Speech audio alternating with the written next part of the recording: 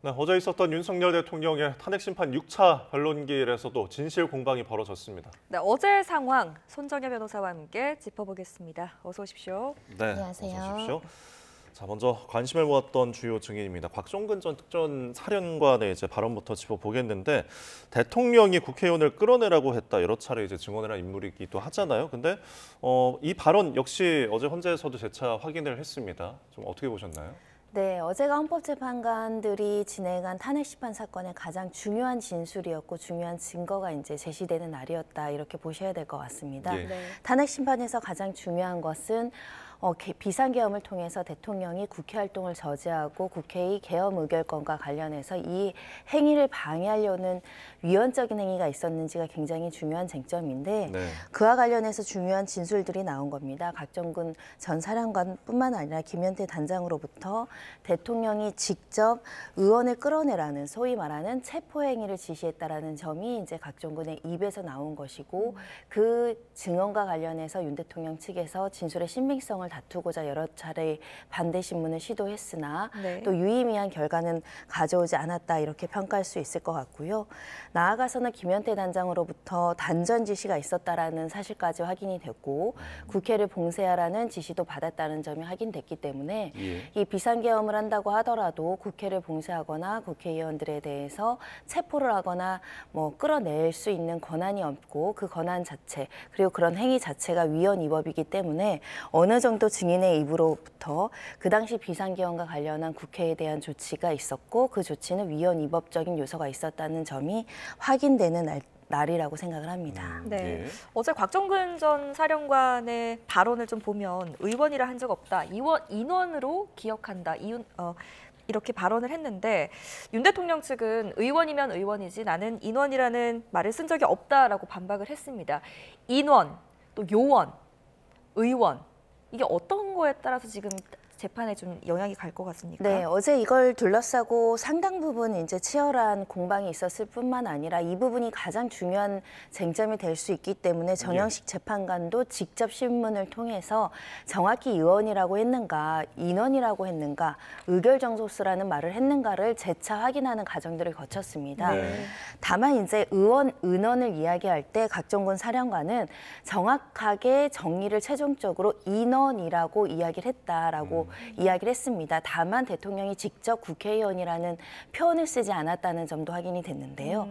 우리가 국어를 이제 전체적인 맥락을 해석하는 방식으로 문헌적 해석이 있지 않습니까? 예. 그리고 관련해서 여러 가지 해석의 기법이 있는데 이 곽 전 사령관이 그 당시에 국회의원을 끌어내라고 지시를 했다라는 건 명확히 정확하게 각인돼서 인식하고 있다라는 발언이 나왔습니다. 네. 그걸 뒷받침할 수 있는 것이 인원과 의원과 요원은 헷갈릴 여지가 있지만 앞서서 의결정주수라는 단어를 정확하게 들었고 예. 더군다나 이 김현태 특임 장관으로부터 150명이라는 이야기가 서로 전달된 과정들이 확인이 됐었거든요. 예. 즉 인원, 의원, 요원은 헷갈릴 여지가 있고 다소 표현상의 그 차이가 있을지언정 중요한 부분에 대한 사실관계 그러니까 예. 그 대상은 국회의원이라고 볼 수밖에 없는 앞뒤 맥락 속에서 나오는 의결정족수라든가 150명이라든가 이런 것들을 종합적으로 추론했을 때 듣는 사람 입장에서는 끌어내라는 지시의 대상은 국회의원이 될 수밖에 없고 본인은 그렇게 정확하게 인식했다라는 게 어제의 증언의 주된 취지이기 때문에 예. 그 반대 신문을 통해서 대통령 이 대리인단이 왜 표현이 자꾸 바뀌냐 번복되냐라고 이야기한 부분에 있어서는 전후 과정과 경위와 그리고 진술자의 태도, 진술의 어떤 경위 등을 종합해 봤을 때는 의원과 인원의 차이만으로 진술의 신빙성을 탄핵할 수 없다. 그리고 윤 대통령이 직접 이런 발언을 했습니다. 나는 사람을 두고 인원이라는 표현을 쓰지 않습니다. 이런 질문이 있었거든요. 네. 근데 다만 그 의견과 진술을 이야기하는 와중에도 대통령께서 7층에 많은 인원이 있어서라는 표현이 나왔거든요. 예. 즉 본인 진술을 하면서 나는 사람에 대해서 인원이란 말을 안 쓰는데 내가 인원이라고 했다고 예. 라고 반박을 하셨지만 그 진술 과정에도 7층에 인원이 많았어 라고 이야기함으로 인해서 자기 모순에 빠진 측면도 있었거든요. 예. 즉 어제의 주신문은 곽종근 전 사령관은 다소 표현의 차이가 있었지만 그 경위를 어떻게 보면 합리적으로 설명을 했고 반대 신문의 개헌에 참여한 대리인단이나 윤 대통령 측의 반대 신문이 유효적절하진 않았다라고 봐야 될 것 같습니다. 예, 정영식 재판관 언급하셔서 이 지금 어쨌든 곽종근 사령관에게 대해서 또 직접 막 이렇게 질문을 하기도 했잖아요. 결국은 아까 언급하신 것처럼 어떤 말버릇 같은 것들이 이제 바뀌거나 단어가 바뀌는 것에 대해서 뭐 들은 것 말고 뭐 증인의 기억을 좀 묻는 것이다 재차 막 강조를 하면서 질문을 하기도 했는데 이 모든 것들이 일단 신빙성을 확보하기인 그런 일련의 과정일까요?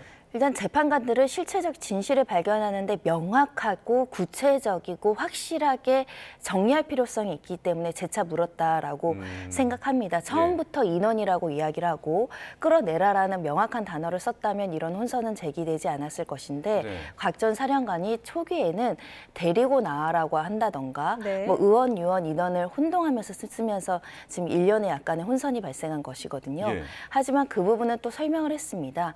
끌어내라고 처음부터 얘기했을 때의 파장을 고려해서 좀 순화된 표현으로 데리고 나와라고 자기가 순화를 했을 뿐이다 라는 네. 취지의 설명이 있었고요.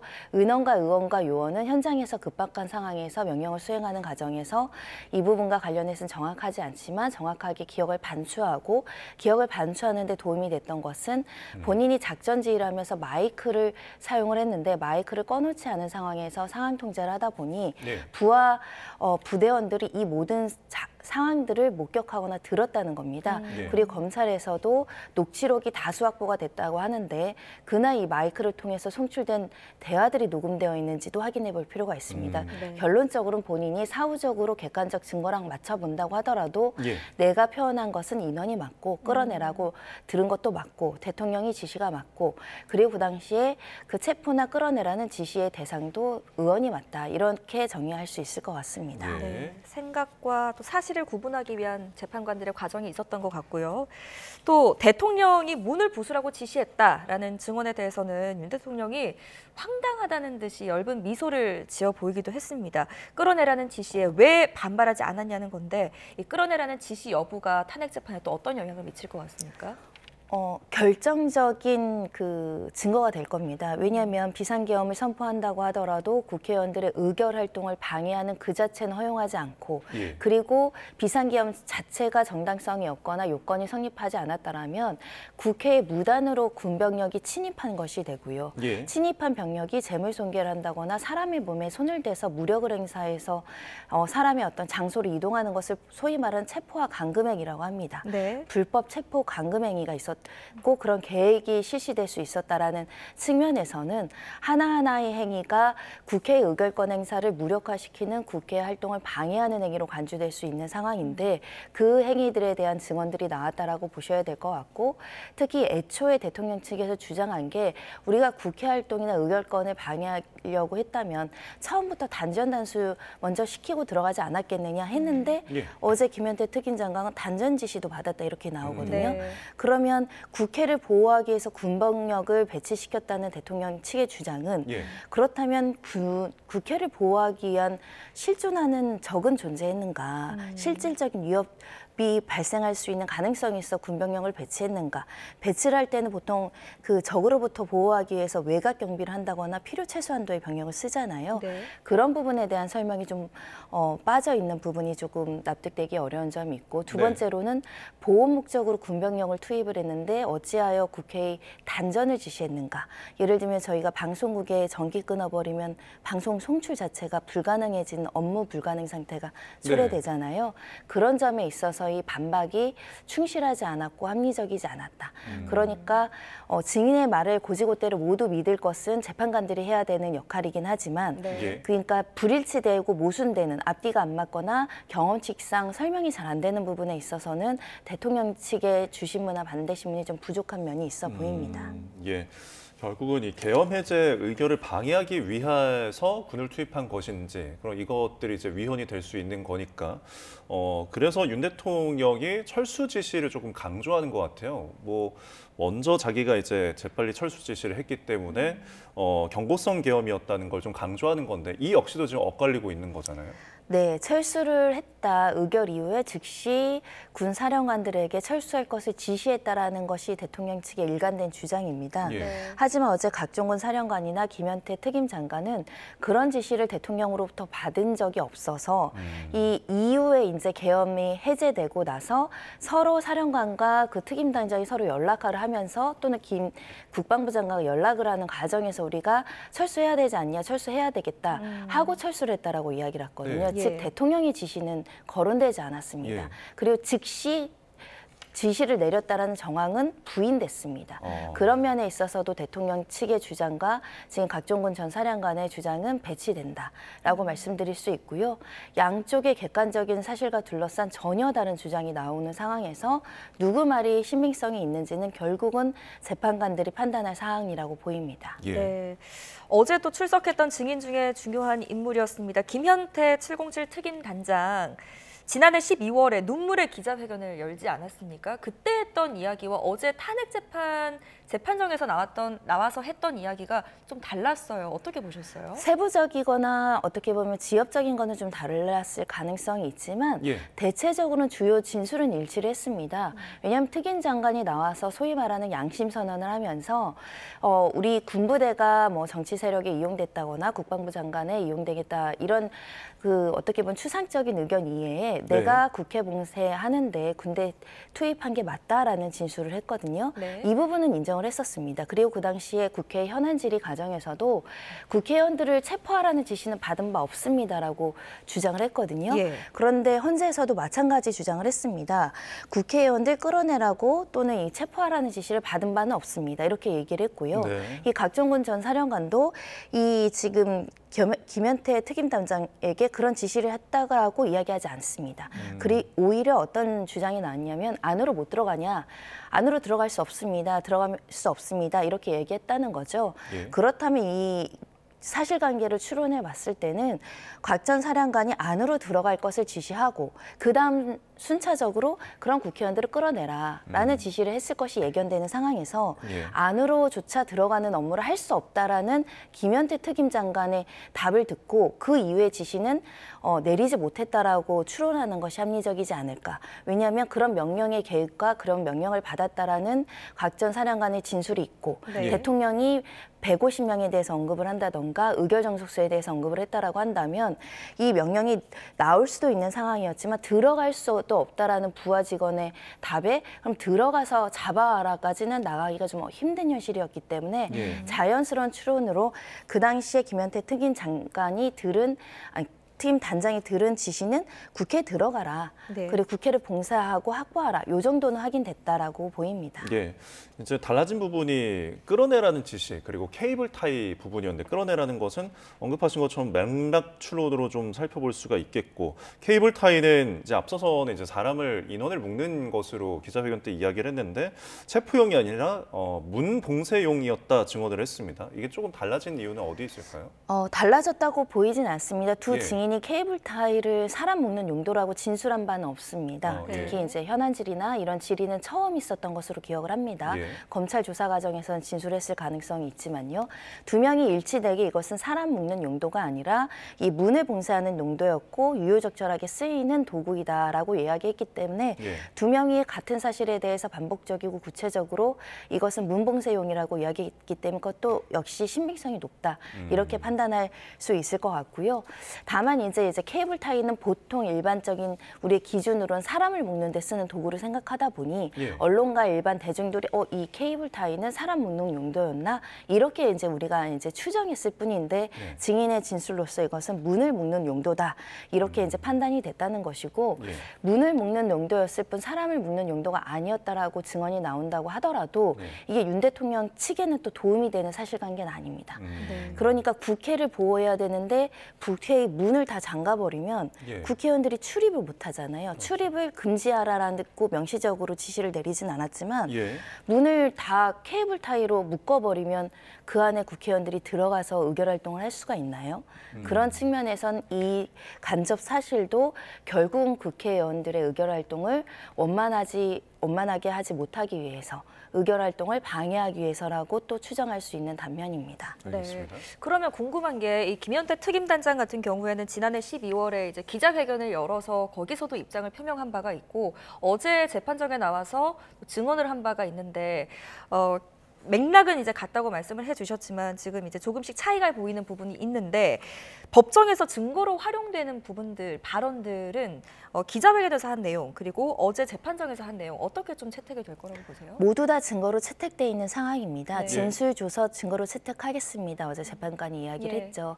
그리고 관련해서 언론 기자회견도 국회 측에서 제출했을 겁니다. 즉 언론에서 기자회견한 내용, 뭐 국방부 현안 질의나 국회에서 답변한 내용 모두 다 증거로 채택이 돼서 종합적으로 검토를 한다라고 보셔야 될 것 같습니다. 예. 증언의 내용도 마찬가지로 모든 그 진술을 확인한 다음에 진술의 신빙성이 있는지를 판단할 것인데 네. 네. 주요 부분과 관련해서 일치된 진술을 일관되게 하고 있는가, 허위 진술을 할 동기가 있는가, 그 사람이 주장이 객관적인 사실로 뒷받침될 수 있는 증거가 있는가, 네. 다른 참고인들과 관계자들, 공범들의 진술과 일치하는가, 그리고 그 진술에 모순점이 없는가를 종합적으로 판단할 것이기 때문에 어제의 헌법재판관의 증언만으로 그 사람의 증언의 신빙성을 따지진 않습니다. 예.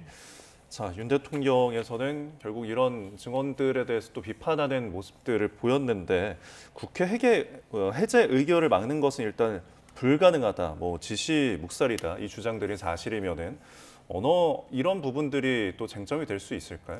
그러니까 대통령의 지시, 그러니까 철수 지시를 묵살했다라는 주장을 하려면 철수의 지시에 대한 사실관계가 확인이 돼야 되겠죠. 네. 근데 지금 대통령이 철수를 지시했다라고 명령할 수 있는 주체는 예를 들면 김용현 국방부 장관이라든가 이 지금 707 특임단장은 곽 전 사령관의 지시에 나갔으니까 곽 전 사령관에게 철수 지시가 내려와야 되거든요. 그 증거를 제시하면서 이것을 왜 이행하지 않았는지를 따져야 되는 것이지 지금 철수를 지시했는지 여부에 대한 사실평가나 사실관계의 다툼이지 지속되고 있기 때문에 그 부분 역시 양쪽에서 신뢰할 만한 증거를 가지고 다퉈야 되는 상황이다라고 봐야 될 것 같고요. 예. 어제 유의미한 것은 곽 전 사령관이 이런 얘기를 했습니다. 내가 실수로 마이크를 켜놔서 이 마이크 내용들이 부대원들에게 다 송출이 됐다는 겁니다. 네. 그럼 누군가는 그거를 명확하게 기억하고 있거나 녹음됐을 가능성이 있죠. 그러면 대통령으로부터 지시받고 국방부 장관이랑 전화하는 내용이 그 어기에 모두 다 어떻게 보면은 녹화 형식으로 녹음 형태로 증거화되어 있을 수 있죠. 예. 그 내용을 복귀하면 누구 말이 사실인지는 쉽게 확인됩니다. 그게 네. 객관적 물증이라고 이야기할 여지가 있고요. 검찰에서 형사재판하면 증인신문 대상이 500명에 이를 수 있다라고 이야기를 하고 있습니다. 예. 네. 적어도 그중에 100명은 군 장성들한테 지휘를 받은 군 부대원일 것으로 추정이 되거든요. 그럼 군 부대원들한테 그 당시에 곽 전 사령관이 누구로부터 전화를 받고 어떤 내용으로 통화를 했습니까? 라고 물어본다면 그때 예. 철수 지시가 있었는지 없었는지가 확인되지 않겠습니까? 네. 그렇게 그 증언의 내용 또는 대통령 측의 내용이 신빙성을 가지냐, 믿을 만한가 그런 여러 가지 이제 다른 증거를 통해서 신빙성을 판단하시지 않을까 합니다. 예. 네. 그 윤 대통령의 어제 발언을 또 보면요. 홍장원 전 국정원 차장과 곽종근 전 특전사령관의 폭로와 증언들이 지금 대치되고 있는 윤석열 대통령과 대치되고 있는 상황이거든요. 그래서 이런 얘기를 했습니다. 홍장원과 곽종근 전 사령관 때문에 내란 프레임 탄핵 공작이 시작됐다. 이게 이제 재판정에서는 모든 말들이 기록이 되기 때문에 분명히 의도한 말일 거라고 생각을 하는데 어떠한 의도로 좀 말을 했을 거라고 생각하십니까? 뭐 객관적 사실이 이 두 사람의 증언이 대통령에게 치명적으로 불리한 것은 사실입니다. 그렇기 때문에 그 진술을 그대로 받아들이기 어렵다는 대통령의 입장이 좀 가격하게 나왔다라고 생각을 하고요. 네. 특히 이렇게 진술의 신빙성을 낮추기 위해서는 이 사람들이 모종의 정치적인 의도를 가지고 적극적으로 허위 진술하고 있습니다를 이렇게 표현한 것으로 보이거든요. 네. 다만 일방이 이 사람들이 정치적인 목적을 가지고 허위 진술합니다라고 주장을 했을 때 그게 이제 재판관들을 합리적으로 설득할 수 있는지는 별개의 문제일 것입니다. 네. 그래서 어제 대리인단 측에서 신빙성을 내리기 위해서 이 두 증인에게 뭐 야당 정치인과 의원과 만났는가 사진도 네. 제시를 했고요. 뭐 박범계 의원과 뭐 모종의 결탁이 있었냐는 취지의 진술도 나왔었죠. 하지만 누구를 만났다는 그 사실만으로 신빙성이 낮아지는 것은 아닙니다. 네. 구체적으로 이 사람이 이런 진술을 함으로 인해서 얻을 수 있는 실질적인 이익이 있는가, 네. 그리고 이익의 기초에서 위증의 벌을 감수하면서까지 허위 진술을 했다라고 볼 객관적인 사실이 있는가, 이런 것들을 종합적으로 판단을 해야 될 것 같고, 대통령이 이런 구체적인 근거를 제시하지 않고 의도가 있다라고 추정하는 발언이 나와서 예. 이 부분은 나중에 정치적으로도 굉장히 논란이 될 것으로 예상합니다. 알겠습니다. 어제 탄핵 심판과 관련된 내용들 지금까지 손정혜 변호사와 함께 짚어봤습니다. 오늘 말씀 고맙습니다.